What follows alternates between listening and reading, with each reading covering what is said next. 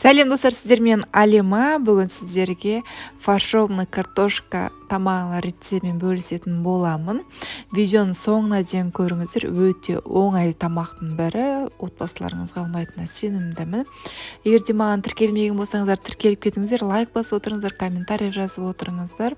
Керекті ингредиенттердің барлығын описанияға жазып кетемін. Бізге керекті заттар: картошка, пияз, фарш, тұз, бұрыш. Картошкаларымды ашып, пияздарымды турап дайындап алдым.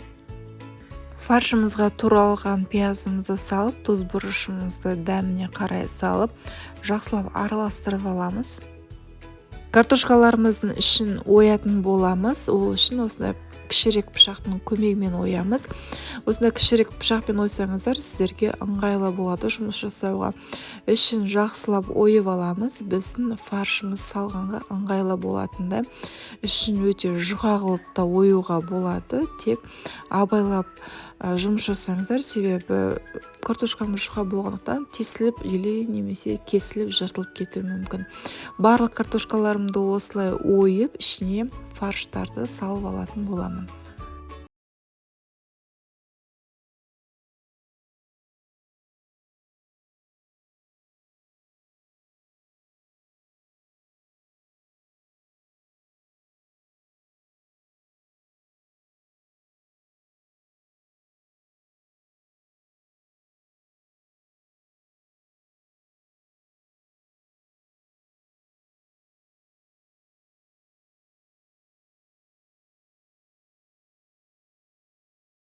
Ішіне фарштарын салып алдым. Бағана айтып кеткенімде, картошкамыздың ойғаннан шыққандарын, ойып алғандарымыздан оны подливке қолданатын боламыз. Менің фаршым кішкене қалып қалды. Фаршымды тефтели қылып түйіп бірге жасайтын боламын. Егер де сіздерде фарш қалып жатса, үйлеріңізде адам көбірек болса, онда барлығын картошканың ішіне салып жасай берсеңіздер болады. Біздің үйіміздегі адамдар аз болғандықтан мен осыншалықты картошка қолданатын боламын. Қазанымызға сұйық құйып, сұйық майымызды қыздырып, пиязымызды салып, пиязымызды қуырып аламыз. Пиязымыз қуырылғаннан кейін барып томат саламыз. Томат қалауларыңызбен салсаңыздар да болады, салмай қойсаңыздар да болады. Томатымыз 2-3 фаршированный картошкаларымызды саламыз құйылған суымыздың үстіне. И картошкамыздың ішінен шыққан картошкамыздың майда мякотында саламыз, тұзын саламыз сорпамызға. Сосын біз суымызды қайнатамыз. Суымыз қайнағаннан кейін барып, газымыздың астын баяу отқа қойып, қазанымыздың крышкасын жауып, 40-45 минут пісіретін боламыз.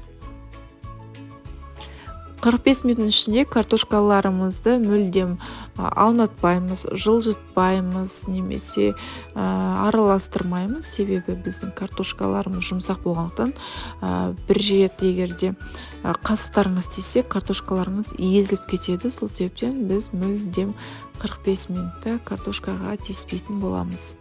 Картошкамыздың қайнағаны 20 минут болғанда мен осындай қатырып қойған перец, көкөністерімді салатын боламын. Бұл міндетті емес қыздар, қалауларыңызбен салсаңыздар да болады. Мен дәмі кішкене көктің дәмі шықсын деп салып жатырмын. Фаршированный картошкам 45 минутта пісті. Сіздерге салып көрсететін боламын. Бұл тағам өте ерекше деп айтсам болады. Жесеңіздер де дәмі де өте керемет болып шығады. Балаларыңызға өте қатты ұнайтын болады. Міндетті түрде жасап көріңіздер.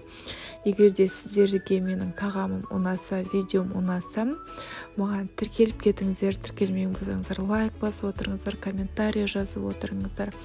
Келесі жол қандай тамақ жасағанды немесе тәттілер пісіргенді қалайсыздар, соның бәрін жаза кетіп отырыңыздар. Менімен бірге болғандарыңыз үшін рахмет. Сіздермен бірге болған Алима Жарқынбекқызы.